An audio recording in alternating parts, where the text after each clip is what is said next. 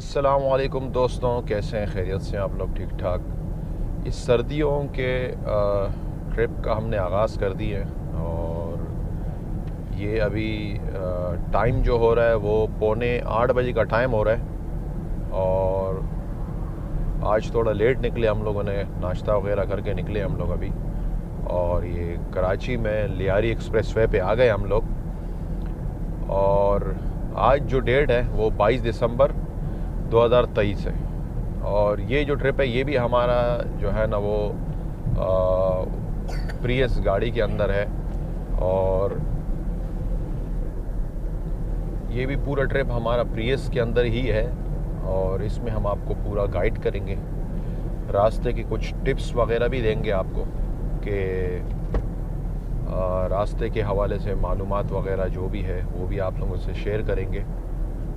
और मौसम का भी बताएंगे कि अगर आप लोग दिसंबर में टूर करते हो तो आपको स्नोफॉल कहाँ मिल सकती है और कहाँ पे आपको जाना चाहिए। तो बहरहाल जो हमारा ये पहला पार्ट है, इसमें कराची टू इस्लामाबाद है। और इस्लामाबाद पहुंचने के बाद इंशाल्लाह फिर हम आगे डिसाइड करते हैं कि कौन से एरिया में जाना चाहिए। तो सारी एरियाज़ की मैं अभी डिटेल इकट्ठी कर रहा हूँ, तो देखता हूँ कि किस एरिया में फिर हम लोग जाएँ। तो ये आपके साथ इस पूरी वीडियो में शेयर करेंगे। और इसकी जो बाद वाली वीडियोज़ हैं वो इस्लामाबाद से आगे की जितनी हमारी जो ट्रिप्स हैं उसकी वीडियो अलग आएगी, अलग पार्ट्स के अंदर आएगी। तो वो भी ज़रूर आप लोग देख लीजिएगा फिर उसके अंदर। तो अभी लियारी एक्सप्रेसवे पे सफ़र हमारा जारी है और थोड़ी देर में हम सोराब गोट पे उतर जाएंगे और सोराब गोट से फिर M9 मोटरवे के ऊपर आ जाएंगे। तो सफ़र में हमारे साथ ही रहिएगा। और अभी लियारी एक्सप्रेसवे पे आने से पहले पेट्रोल भी हमने रीफ़िल कर दिया और टायरों के अंदर हवा भी चेक करवा दी, जो कि टायरों पे हवा चेक करवाना बहुत ज़्यादा ज़रूरी है, जिसमें आपकी गाड़ी का माइलेज और ये सारी चीज़ें इस पे डिपेंडेड है। तो ये कराना बहुत ज़रूरी है। तो हवा वगैरह मैंने चेक करवा दी है और उसके बाद अपना जो सफ़र है हमने उसका आगाज़ कर दिया है। कराची मोटरवे टूल प्लाज़ा भी हम लोग क्रॉस कर रहे हैं। M9 मोटरवे पे सफ़र अभी हमारा जारी है और तकरीबन 100 किलोमीटर हम लोग आ गए और 30-35 किलोमीटर अभी हैदराबाद का जो फासला है वो रह गया। और 8:45 बजे का टाइम हो रहा है अभी। और ये हैदराबाद मोटरवे टोल प्लाज़ा पे हम लोग पहुंच गए और 9:08 हो रहे हैं और 136 किलोमीटर के बाद ये आया है। और कराची से जो हैदराबाद का मौसम है वो थोड़ा सा ज़्यादा ठंडा है। ये 7 वाले रास्ते पे अभी हम जा रहे हैं और 30-35 किलोमीटर हम लोग आ गए। ये भी बड़ा अच्छा रोड बना हुआ है और 2 ट्रैक है ये।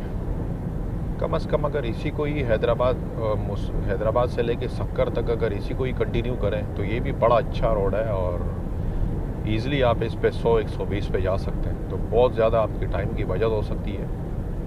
लेकिन चले अगर मोटरवे ना भी बनाए तो इसको ही कंटिन्यू करके सक्कर तक ले जाए तो ये भी एक बड़ा अच्छा इक़दाम हो जाएगा, क्योंकि जो नेशनल हाईवे है उसकी हालत बहुत ख़राब है और उस पर जो है ना इतनी स्पीड कंटिन्यू कर भी नहीं सकते हैं। दूसरी बात है कि ट्रक्स वगैरह बहुत ज़्यादा आते हैं उस पर, तो वो ट्रक्स की वजह से जो है ना ये कि आपका टाइम बहुत ज़्यादा वेस्ट होता है और रश आपको बहुत ज़्यादा मिलता है। इस पे जो है ना ये कि आपको रश कम मिलती है बनिस्बत उससे। इस पे ट्रक्स वगैरह नहीं है तो इसलिए आपको जो है ना रश कम मिल जाता है। और उस रोड के ऊपर ट्रक्स वगैरह बहुत ज़्यादा है जिसकी वजह से आपका टाइम बहुत ज़्यादा वेस्ट होता है। तो ये है कि अगर ये इस रोड को भी कंटिन्यू कर ले वहाँ तक तो ये भी अच्छा है। बहरहाल अभी तो खाली ये जो रोड है ये तकरीबन जो हम वहाँ पे एग्ज़िट करेंगे इससे,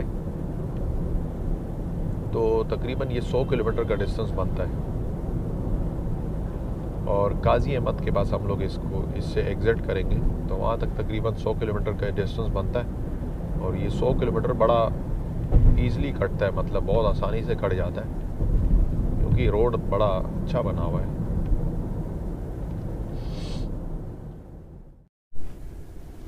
ये अभी हम काजी अहमद पे नेशनल हाईवे ज्वाइन कर रहे हैं और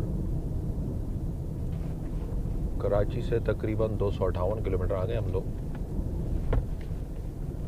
और टाइम जो हो रहा है अभी तकरीबन 11:15 होने को है। ये भी हम नेशनल हाईवे को हमने ज्वाइन कर दिया और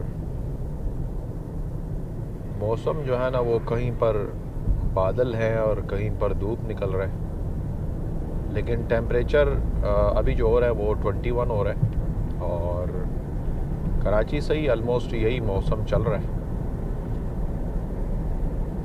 जितना आगे हम बढ़ रहे हैं तो उस हिसाब से मौसम ठंडा होता जा रहा है।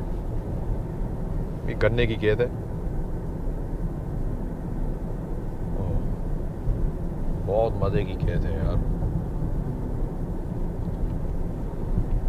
आगे अगर कोई ढाबा मिलता है तो कोई चाय के लिए रुकते।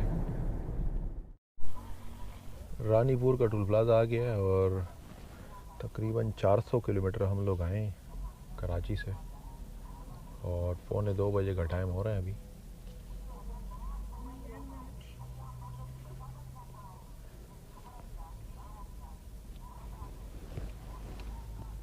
हाँ भाई, क्या कर रहे हो? गेम ही खेल रहे हो? ये क्या अभी से जैकेट पहन ली?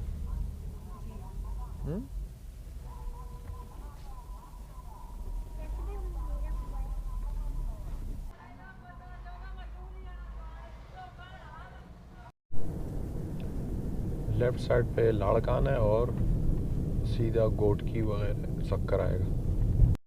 गन्ने देखो, बिल्कुल ताज़ा गन्ने हैं। लोड करके आ रहा है, ये लेके जा रहा है शुगर मिल वगैरह पे।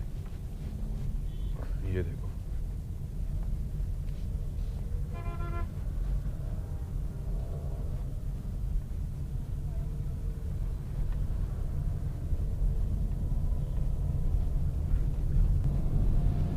सारा गन्ना जितना भी है ना शुगर मिलों पे जाता है और कुछ जो है ना कराची वगैरह भी आ जाता है। ये रानीपुर पे हम लोग ज़ोहर की नमाज के लिए खड़े हुए और अभी नमाज हमने पढ़ ली तो चाय पीते हैं। चाय का बोला हुआ, अभी चाय ऑर्डर दिया हुआ, जैसे चाय आता तो चाय पी के फिर आगे निकलते हैं। यहाँ से तकरीबन शक्कर का जो फासला है वो 55 से 60 किलोमीटर बाकी रह गया।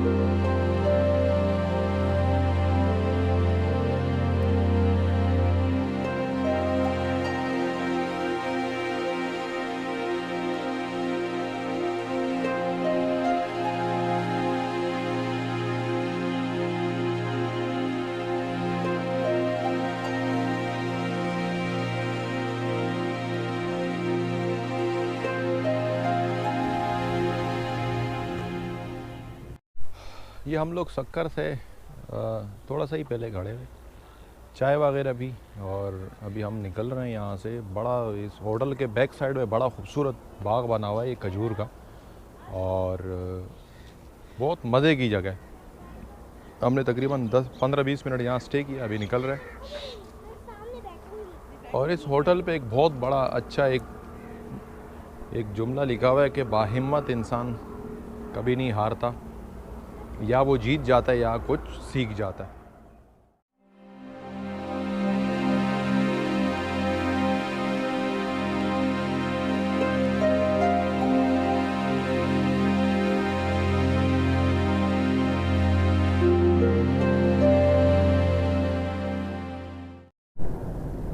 सक्कर जो है ना वो बस आने वाला है, 1 किलोमीटर रह गया और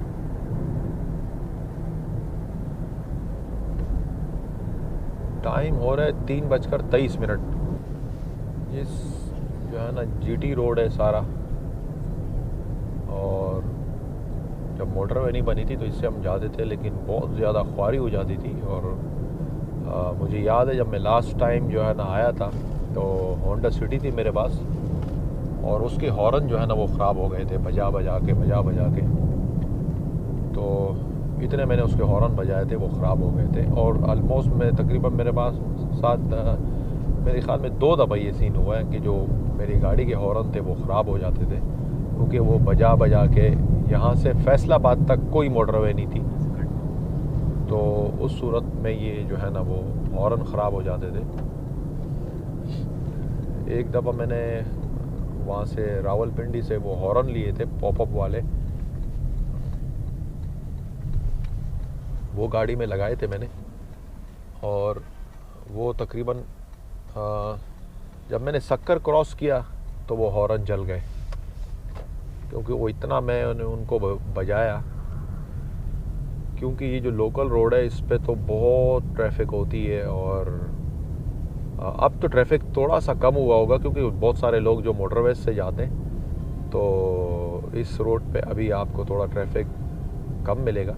पहले बहुत ज़्यादा था और अभी थोड़ा सा उस हिसाब से कम मिलेगा। तो वो बिल्कुल मतलब हर थोड़ी देर बाद आपको हॉर्न बजाने पड़ते थे, और हॉर्न तो जल जाते थे वो तो अपनी जगह, लेकिन इसके साथ साथ आप जो है ना हॉर्न बजा के आपके हाथ में भी दर्द हो जाता था। तो वो सामने ये बैदल साईं रेस्टोरेंट है, और ये अभी पेट्रोल हम मुल्तान में ही डालेंगे, मुल्तान में फुल करेंगे, एक ही साथ में फुल टैंक कर देंगे। मुल्तान यहाँ से तकरीबन 390 किलोमीटर रह गया है।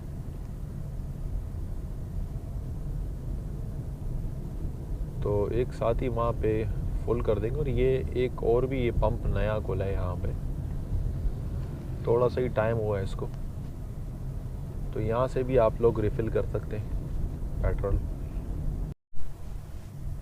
ये बड़ा अच्छा इन्होंने किया कि ये सारा इन्होंने कर दिया एमटेक। तो वरना पहले आए पर्ची शर्ची लो वहाँ दो और ये वो। मैं तो बोलता हूँ जो 30-30 रुपए वाले टूल प्लाजा है ना उनको भी ख़त्म कर देना चाहिए, और उसमें भी जो है ना ये एमटेक सिस्टम का सिस्टम होना चाहिए, क्योंकि आपके पास कैश का कोई काम होना ही नहीं चाहिए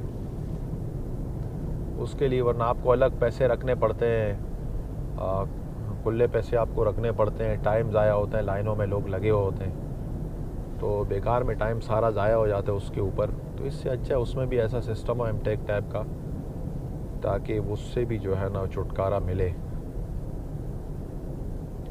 खैर पहले तो प्रॉपर मोटरवेज़ का तो हो जाए, वो तो फिर बात की कहानी है, क्योंकि मोटरवेज़ पे भी अभी कुछ जगह ऐसी हैं जिन पे प्रॉपर तरीके से ये एमटेक जो है ना वो नहीं है, कुछ जगहों पे नहीं है, कुछ जगहों पे है, तो प्रॉपर होना चाहिए ऐसा। तो बहरहाल सफ़र जो है ना वो M5 मोटरवे पे हमारा स्टार्ट हो गया, और अभी जो है ना तकरीबन 390 के आसपास अभी मुल्तान का फ़ासला है। पेट्रोल भी वहीं से रिफ़िल कर देंगे एक साथ, क्योंकि अभी जो रेंज आ रही है पेट्रोल का वो तकरीबन आ रही है 512 किलोमीटर उसमें बता रहा है, तो बहुत है, आराम से पहुंच जाएंगे इंशाल्लाह। वहाँ से एक ही साथ रिफ़िल कर देंगे तो फिर वो इंशाल्लाह इस्लामाबाद से भी आगे अपने को चल जाएगा। मौसम बड़ा अच्छा हो रहा है, और बादल आ रहे हैं कभी जा रहे हैं। उम्मीद है कि आगे अपने को बारिश भी मिले, तो ये है।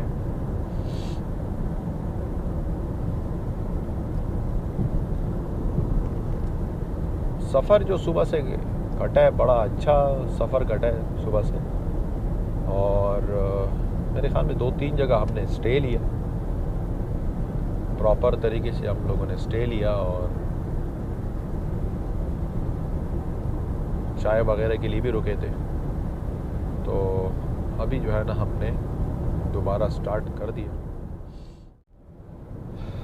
अच्छा, लाइसेंस अगर आप एक मिसाल के टूर पे आते हैं तो लाइसेंस के हवाले से मैं ये बताना चाहूँगा कि अगर आपके पास LTV लाइसेंस है तो आप LTV लाइसेंस पे मोटर कार और कैरी डब्बा, शेज़ोर डाला, मोटर के पिकअप, टैक्सी वगैरह, मज़दा, डिलीवरी वैन और मिल्क टैंकर, ये गाड़ियाँ आप LTV लाइसेंस पे चला सकते हैं। तो ये लाइसेंस आपके पास होना चाहिए। और अगर आपके पास कोई हेवी व्हीकल है जिस पे आप जा रहे हैं या जाना चाह रहे हैं तो उसके लिए फिर आपको HTV लाइसेंस बनवाना पड़ेगा।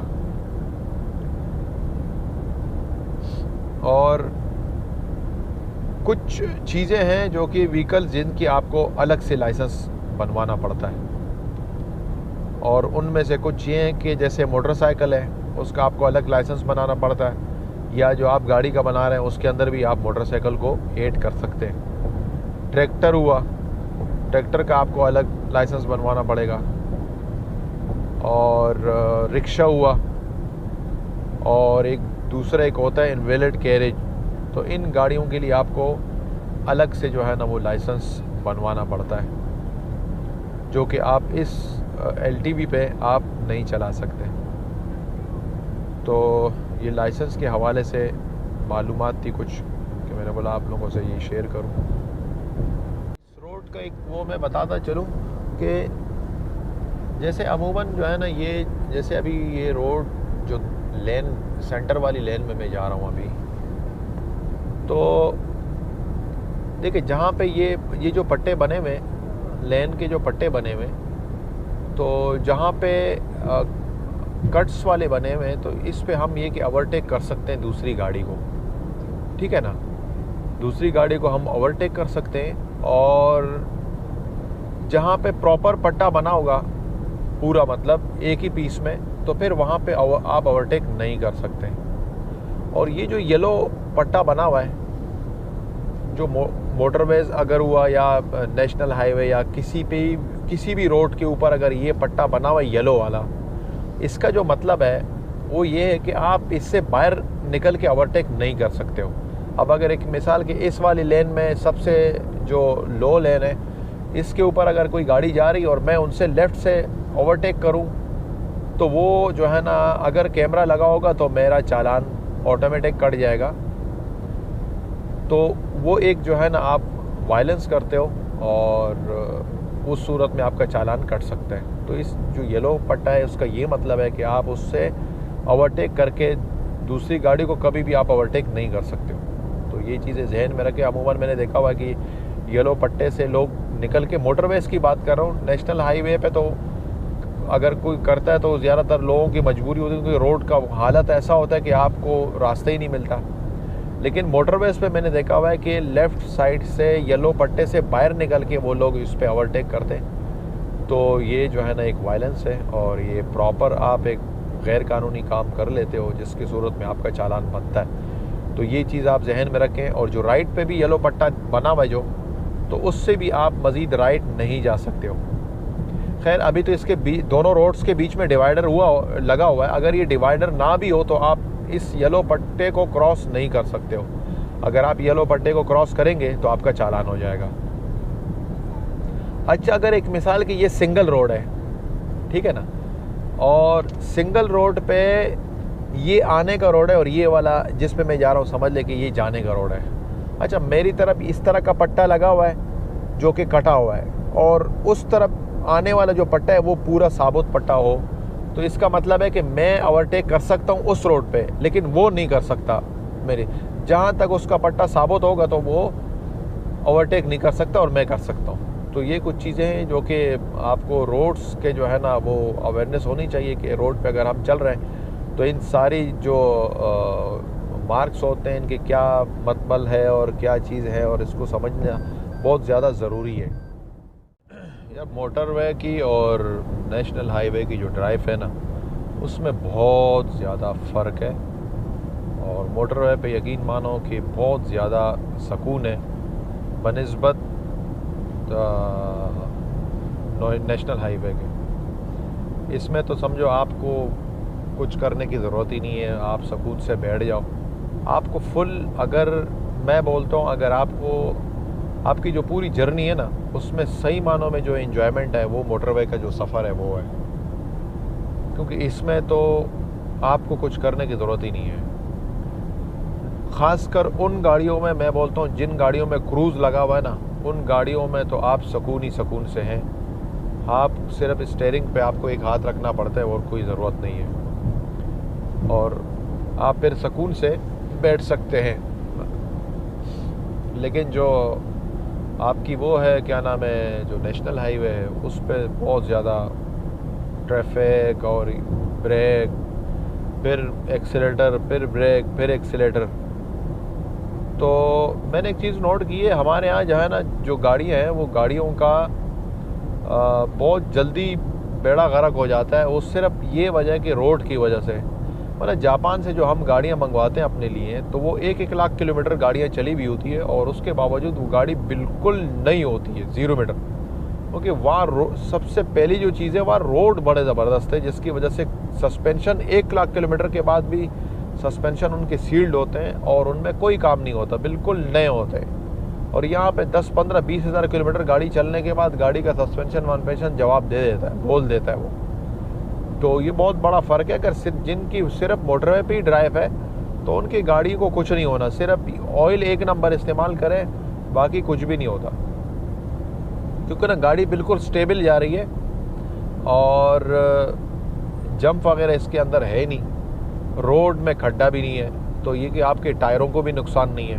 हाँ, आपकी गाड़ी का जो अलाइनमेंट है वो सही होनी चाहिए। अगर अलाइनमेंट सही नहीं होगी तो फिर आपके टायर जल्दी ख़त्म हो जाएंगे, लेकिन अगर अलाइनमेंट सही होगी तो फिर आपकी जो गाड़ी के टायर है वो ख़त्म नहीं होंगे, और वो लॉन्ग टाइम तक चलेंगे, और उसका जो रोड ग्रिप वगैरह है वो भी आपको बड़ा अच्छा मिलेगा बनिस्बत जो नेशनल हाईवे है। क्योंकि उसके ऊपर मट्टी और रेत और पत्थर ये पड़े होते हैं, जिस सूरत में आप ब्रेक लगाते तो आपकी गाड़ी स्किड हो जाती, तो एक्सीडेंट का भी बहुत बड़ा ख़तरा होता है उस पर। और ये तो रोड बिल्कुल साफ़ सुथरा पड़ा हुआ है, तो इसमें ये कि आपका जो ब्रेक है वो भी प्रॉपर काम करता है, और इसके अंदर जो है ना, वो ब्रेक शू के अंदर आपकी मट्टी वगैरह रेत ये भी नहीं आता।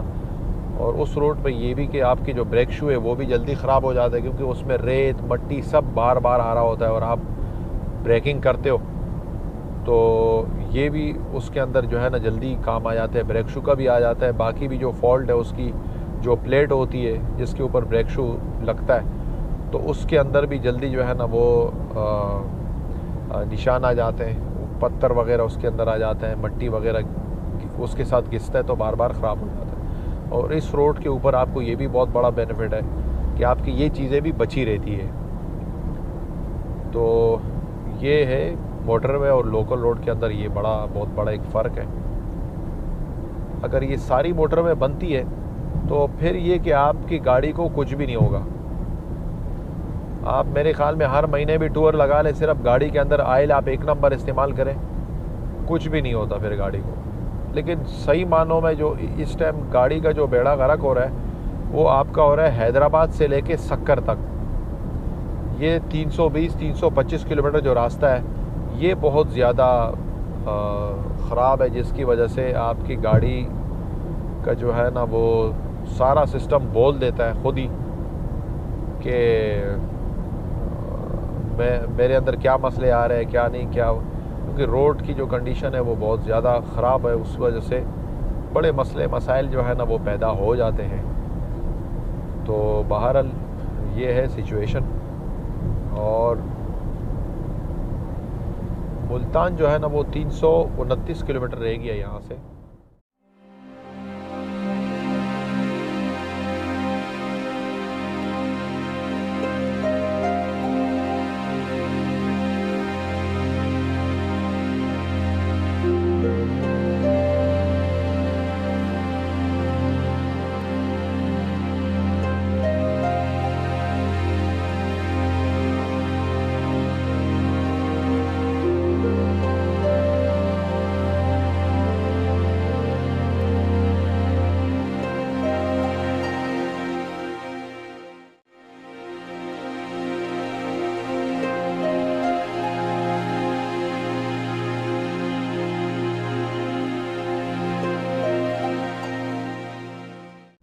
का टाइम ऐसा हो रहा है कि आधी रात हो रही है। सर्दियों में बहुत जल्दी जो है ना वो अंधेरा हो जाता है, और गर्मियों में तो समझो इस टाइम असर की नमाज हो रही होती है। तो बहरहाल अभी हम लोगों ने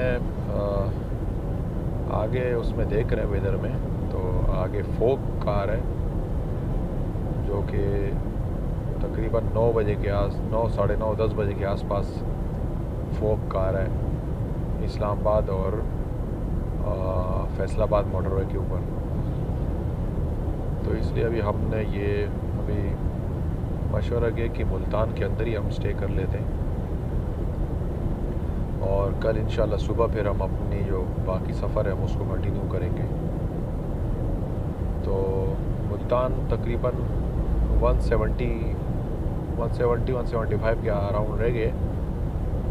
तो क्योंकि मुल्तान पहुंचेंगे फिर उससे आगे जाएंगे तो तकरीबन 9, साढ़े 9 बजे अगर फॉग मिला तो फिर मसला हो सकता है। तो सर्दियों में ये कि मगरिब के बाद सफ़र करना जो है ना वो मुनासिब नहीं है, क्योंकि उसके अंदर फॉग का बहुत बड़ा मसला होता है। जैसे मेरे साथ एक बार हुआ था, हम लोग आ रहे थे कोयटा से हम लोग लेट निकले हुए थे, और सुबह 9 बजे कोयटा से निकले हुए थे और फैसलाबाद जा रहे थे। तो तकरीबन 10:30 बजे के आसपास हमें मुल्तान से आगे रात को फॉग मिली थी, लेकिन बहुत ख़तरनाक फॉग थी, और उसके अंदर जो है ना क्या नाम है कि ड्राइव करना बहुत मुश्किल था। और बस अल्लाह पाक ने खैर खैरियत के साथ फिर पहुंचा दिया था, क्योंकि उसके अंदर 2-3 एक्सीडेंट्स भी हुए थे, क्योंकि कुछ नज़र आ नहीं रहा था और एक्सीडेंट की आवाज़ें आ रही थी खाली। तो उस हिसाब से फॉग में ड्राइव करना बहुत ज़्यादा डेंजरस है। आप वेदर को देखते हुए निकलें, और अगर आप रास्ते में हैं तो आगे का जो है ना वो सारा अपडेट आप अपने आप को अपडेट रखें, ताकि अगर फॉग के हवाले से या कोई भी अगर मिसाल के इशू आता है तो ताकि आपको पहले से पता हो, आप उससे पहले स्टे कर ले तो वो ज़्यादा बेहतर है। और दिन ही दिन में अगर सफ़र करें तो वो सबसे ज़्यादा बेहतर है, क्योंकि दिन में आपको रास्ता जो है ना वो क्लियर मिलेगा।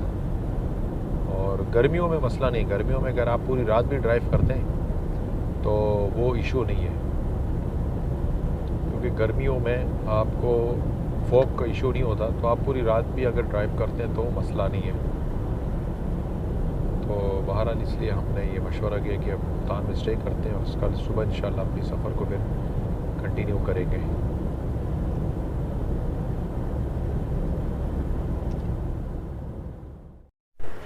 मुल्तान अभी हम लोग पहुंच गए, और पहले यहाँ पे हम लोग खाना खाते हैं।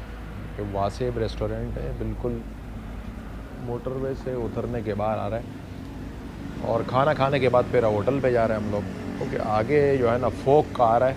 तो इसलिए हमने आज जो है ना नाइट से यहीं पर करने का सोचा कि यहीं पे कर लेते हैं।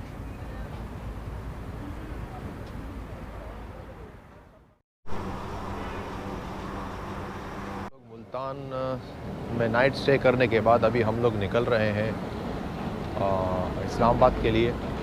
और ये मुल्तान अभी यहाँ हम लोग पेट्रोल फिल कर रहे हैं। पेट्रोल फिल करने के बाद फिर जो है ना हम सफ़र को कंटिन्यू करते हैं। 10,040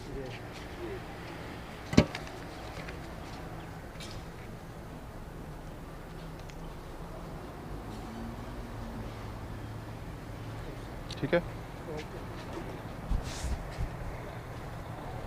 ये अभी हम लोग मुल्तान के शाह तमरेज़ टूल प्लाजा से निकल रहे हैं, और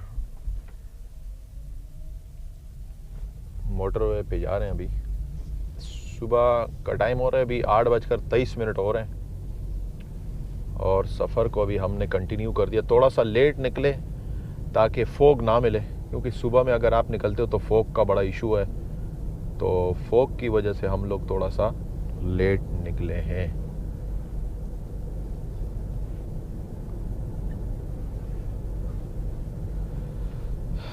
तो सुबह हम सुबह गए थे 6:30 बजे हम लोग उठ गए थे, फजर पड़ी और उसके बाद जो है ना नाश्ता किया।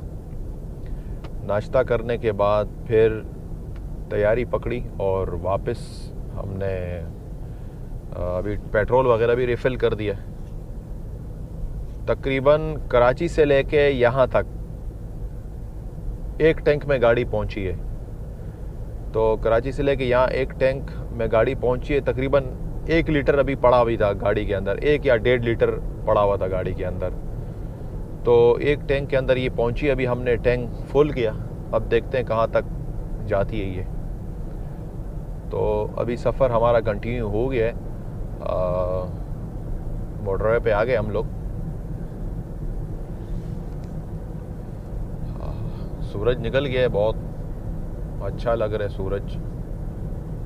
और देखते हैं अभी कि आज के सफ़र में, आज का जो सफ़र है वो हमारा इस्लामाबाद तक का है और फिर उससे आगे कहाँ निकलेंगे ये इस्लामाबाद पहुँच के हम डिसाइड करेंगे। तो वो अगली जो वीडियो होगी उसके अंदर फिर आएगा कि हम वहाँ से आगे कहाँ निकल रहे हैं। फैसलाबाद हमने क्रॉस कर दिया और जो 2 ट्रैक अभी जो रोड है ये तकरीबन 35 किलोमीटर रह गया, उसके बाद ये ख़त्म हो जाएगा। और इसके ऊपर अलग अलग जो है ना वो स्पीड लिमिट है। किसी जगह पे इसमें 100 अलाउड है और किसी जगह पे 120 अलाउ है। तो इसका ख़ास ख्याल रखें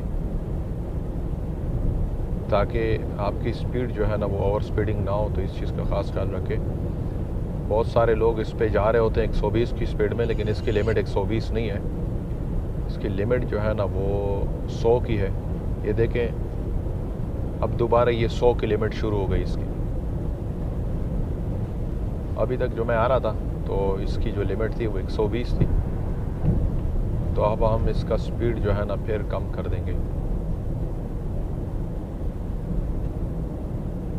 तो इस चीज़ का भी ख्याल रखें क्योंकि बहुत सारे लोगों को इसका पता नहीं है और इस पर 120 की स्पीड में जा रहे हैं वो। तो क्योंकि ये जो रोड है ये 120 कैटेगरी का नहीं है, ये 2 लेन है ये। और इसका जो सबसे लो लेन है वो उसका जो है ना जो कंडीशन है वो मज़ेदार नहीं है। तो इस वजह से इस पे आप जो स्पीड जहाँ पे जितनी अलाव है उतने पे चलेंगे तो आपको ड्राइव करने में बहुत आसानी होगी और आप सेफ़ रहेंगे। तो इस चीज़ का बहुत ख़ास आप ख्याल रखें।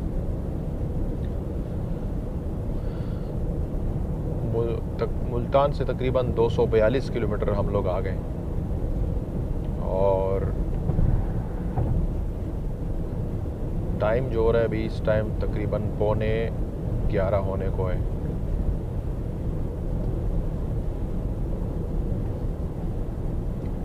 ये देखिए फिर बोर्ड आया और इस पे फिर 120 की स्पीड जो है ना वो अलाव है।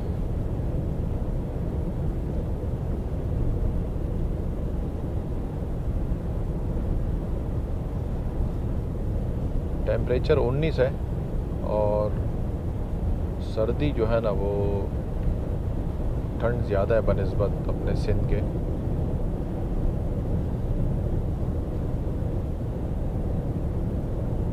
इस्लामाबाद 294 किलोमीटर रह गया। हुमैरा ये क्या आपने अभी से वो जैकेट वैकेट ले लिया? हाँ? ले लिया। तो अभी से सर्दी लग रही है? तो अभी से सर्दी लगना शुरू हो गई है?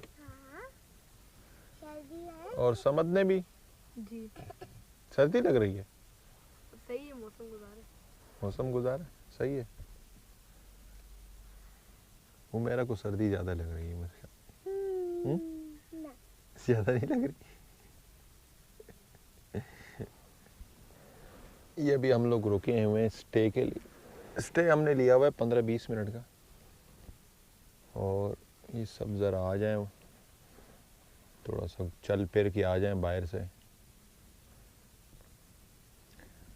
चलना फिरना बहुत ज़रूरी है। जब गाड़ी रुके तो तकरीबन 2-4 मिनट 5 मिनट ज़रा थोड़ा वॉक ज़रूर करें ताकि उससे ये कि आप फ्रेश हो जाते हैं। मेरा ने वॉक की कि नहीं? नहीं। क्यों? इतना मोटा जैकेट पहना हुआ है मेरा आपने? हाँ। इसमें गर्मी नहीं लग रही? दांत भी गिर गए सारे।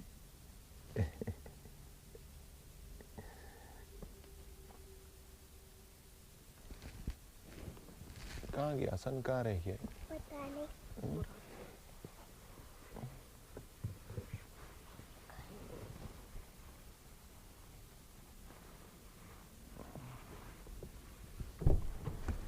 ये मुझे ब्लू वाला, मुझे ब्लू वाला। ये सफ़र अभी हमारा स्टार्ट है इस्लामाबाद के लिए, और इस्लामाबाद का जो फासला है वो तकरीबन 190 किलोमीटर के आसपास रह गया है।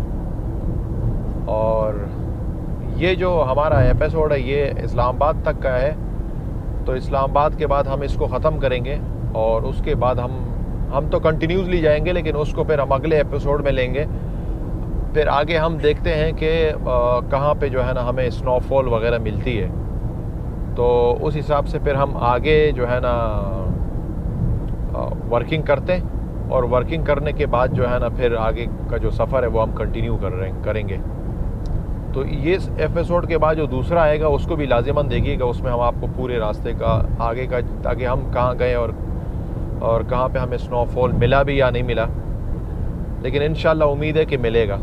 तो बहरहाल मैं अभी हम लोग सफ़र कर रहे हैं, तो मेरे जहन में एक चीज़ आया है कि जो मोटरवेज़ हैं जो कि मुल्तान से लेके जो पिंडी बिटिया तक जो मोटरवे है वो उन्होंने 2 लेन बनाया हुआ है, तो वो 2 लेन की वजह से जो है ना उस पर बहुत ज़्यादा रश होती है। हासन क्या बोलते हो? जी रश तो होती है बहुत ज़्यादा, क्योंकि टूरिस्ट भी बढ़ जाते हैं, और अच्छा। वो 2 लेन है तो इस वजह से वहाँ पे रश बढ़ जाती है। हाँ, तो ये इनको बात। कम से कम 3 लेन तो होना चाहिए था। 3 लेन मस्ट है, हाँ, क्योंकि आप देखो ये जो 3 लेन है ना, इस पे भी आप देखो कितना ट्रैफिक अभी मिल रहा है। जी जी बहुत ज़्यादा ट्रैफिक हो गया इस पे, और मतलब हम कंटिन्यूसली सेंटर वाली लेन पे चल ही नहीं पा रहे। हम लोग कभी ओवरटेक करें, कभी बीच पे आ रहे, कभी उस साइड पे जा रहे, कभी इधर आ रहे, मतलब इस पे भी ट्रैफिक काफ़ी बढ़ गई है। जी, और ये मोटरवे पाकिस्तान को कनेक्ट करती है, तो इसको 3 लेन तो मस्ट होना चाहिए था। हाँ, ये बात तो है, क्योंकि इस पे इस तरह से ट्रैफिक बढ़ जाती है। इस्लामाबाद की साइड से भी ट्रैफिक आ रही होती है, हाँ। लाहौर की साइड से और कराची की साइड से, तो इस वजह से ट्रैफिक बढ़ जाती है। बिल्कुल। और फिर उन्होंने जो क्या नाम है मुल्तान के बाद जो मोटरवे है उसके ऊपर इन्होंने स्पीड भी कम रखी है ना। जी जी 100 की स्पीड हाँ, 100 की स्पीड है, तो वो आपका जो है ना वो उस पर बहुत ज़्यादा टाइम आपका वेस्ट होता है, क्योंकि अगर 120 की होती ना तो 1 घंटे में आप 20 किलोमीटर एक्स्ट्रा तय करते हो, तो 100 की स्पीड है तो मतलब 1 घंटे में आप 20 किलोमीटर आपका जो है ना वो लेट हो रहा है। तो अगर 10 घंटे का एक मिसाल के आपका सफ़र है तो आपका तकरीबन 200 किलोमीटर का वो बनता है, तो 200 किलोमीटर आपका अगर 10 घंटे का सफ़र है तो वो आपका लेट हो जाते हैं उस सूरत में। खैर 10 घंटे की तो मोटरवे नहीं है, वो तकरीबन आपका है 2-3 और ये तकरीबन 3, साढ़े 3, 4 घंटे के अंदर आप मुल्तान से लेके ये पिंडी बिटिया तक जो मोटरवे इसको आप क्रॉस कर देते हो, तो वो इतनी तो नहीं है बहरहाल, लेकिन आपका अगर 3-4 घंटे की भी मोटरवे है तो आपका तकरीबन 70-80 किलोमीटर जो है ना वो आपका लेट हो जाता है। और दूसरी बात है जो सबसे लो ट्रैक उस पर आपने ध्यान दिया है, पूरा ख़राब हुआ हुआ है, मतलब तो जगह जगह पे जो है ना क्या नाम है वो गड्ढे आ रहे हैं और ख़राब हो रहे हैं। तो ये एक इशू है मेरे ख्याल में, ये अगर आज नहीं तो कल को इनको 3 लेन इसको करवाना पड़ेगा। बाकी अभी क्या अपडेट आ रही है आगे की कि स्नोफॉल किस तरफ आ रहा है? स्नोफॉल दिखा तो रहे मैप्स के अंदर के कागान और नारान में हो रही है। अच्छा, आज के दिन। अच्छा, मतलब आज से शुरू हुई है? जी जी आज के दिन बता अच्छा, रहा। और बाकी अपने को कहाँ मिलेगी? बाकी इसी लाइन में मिलेगी हमें, नारान कागान की लाइन में। हुंजा का कब आ रहा था? हुंजा में भी यही हफ्ते इतवार, क्योंकि आज हफ्ता है तो आज का दिखा रहा था। अच्छा, आज का दिखा रहा था, सही सही। तो अभी देखते हैं अपने कि आगे का क्या करते हैं ना, देखते हैं। हाँ, क्योंकि हुंजा की तरफ भी जा सकते हैं हम, नारान की जगह पर भी जा सकते हैं, कालाम पे भी जा सकते हैं। तो कालाम से आगे जो महोडन का एरिया है वो उसमें भी अपने को स्नोफॉल मिल सकती है। और क्या नाम है, अगर आपको कहीं पर भी स्नोफॉल नहीं मिलती तो आप सीधा गिलगित से आगे खुंजराब की तरफ जाएंगे तो आपको स्नोफॉल मिलना स्टार्ट हो जाएगा, क्योंकि वहाँ पे तो आपको लाजिमन मिल जाती है। और लंच का क्या करें, लंच कहाँ करें? क्योंकि लंच देखते हैं, मेरे ख्याल से वाह कैंट है ना इस्लामाबाद के बाद, अच्छा तो वहाँ पे है एक रेस्टोरेंट बने हुए हैं, तो वहाँ पे कर लेंगे। अच्छा, चलो वहाँ कर लेंगे, ये बात सही है। क्योंकि नाश्ता हमने सुबह जो किया हुआ है, अभी भूख लगना स्टार्ट हुई है। सबको स्टार्ट हुई हूँ, मेरा भूख लग रही है कि नहीं?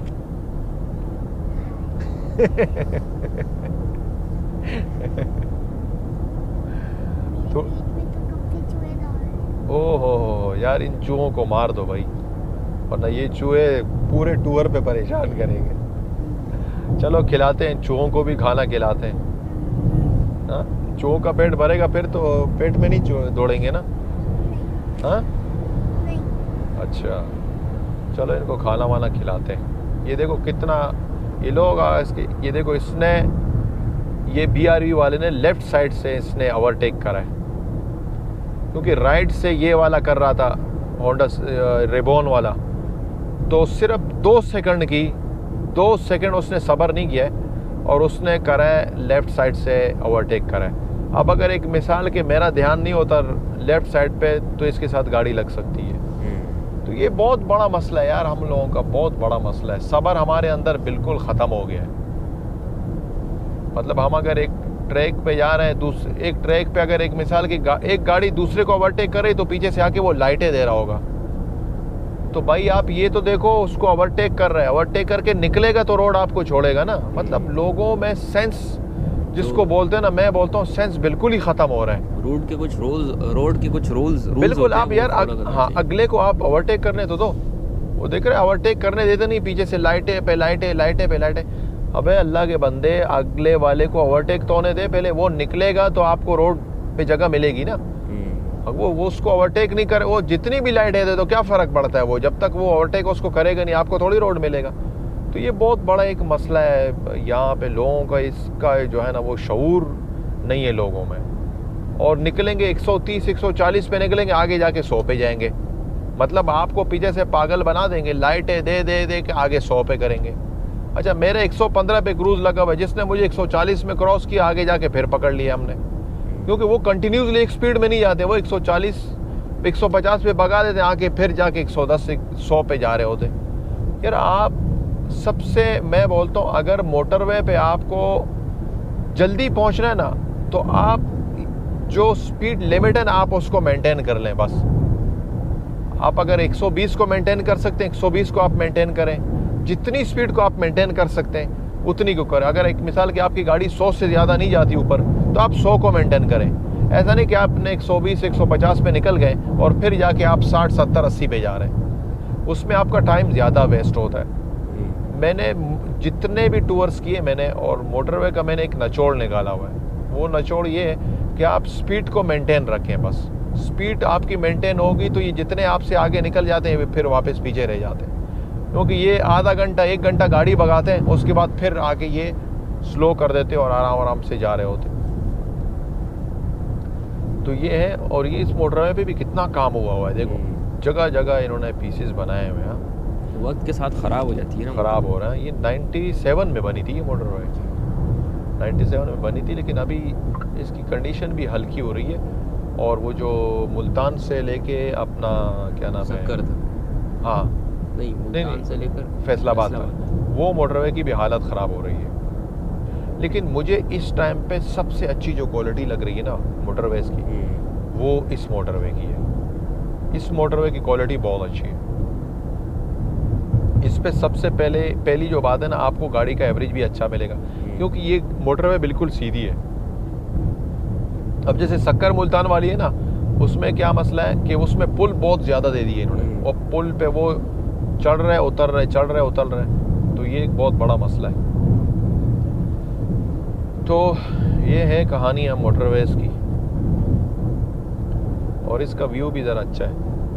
सक्कर वाले का व्यू जो है ना वो मज़ेदार नहीं है, मतलब वो थोड़ा सा हल्का है। ये असल में कलर कहार माउंटेन रेंज से गुजरती है तभी। हाँ, कलर कहार तो मेरे ख्याल में थोड़ा ही रह गया ना अभी। जी बस थोड़ा ही, कितना मेरे ख्याल में होगा 30-40 होगा, इतना ही होगा। ये कलर कहार से थोड़ा सा फासले पहले ही हम लोग खड़े हुए, और ये मेरे बैक पे पूरा कलर कहार नज़र आ रहा है और बड़ा बेहतरीन व्यू नज़र आ रहा है यार। मतलब आपने कभी अगर यहाँ आना हो ना तो इस पहाड़ स्टार्ट होने से पहले आप यहाँ पे तस्वीरें वगैरह निकाल सकते हैं, जो कि बहुत अच्छी आती है, बहुत खूबसूरत व्यू आता है इसका। तो ये अभी थोड़ी देर के बाद ये कलर कहार शुरू हो जाए और इसकी पहाड़ी शुरू हो जाएगी। और इसके साथ ये स्टे एरिया भी है, तो यहाँ पे आप स्टे भी कर सकते हैं। और ये जो स्टे एरिया ये बहुत खूबसूरत व्यू है इसका। मतलब यहाँ पे अगर आप स्टे करते हैं तो आपको व्यू का भी मज़ा आएगा और थोड़ी देर आप स्टे भी कर लेंगे।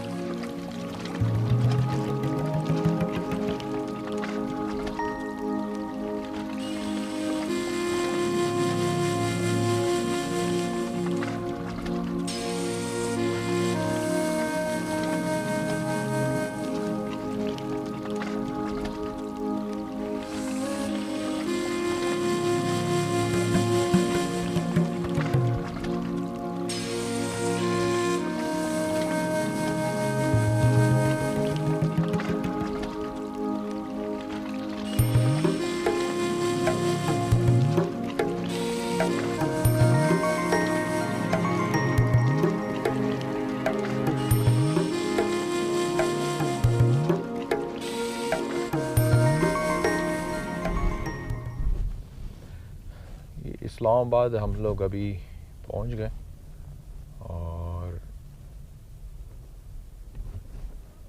सुबह निकले थे हम लोग। सुबह तकरीबन 8, साढ़े 8, 9 बजे निकले थे मुल्तान से और अभी 2 बज रहे हैं पूरे। और खैर आफियत के साथ हम लोग पहुंच गए इस्लामाबाद।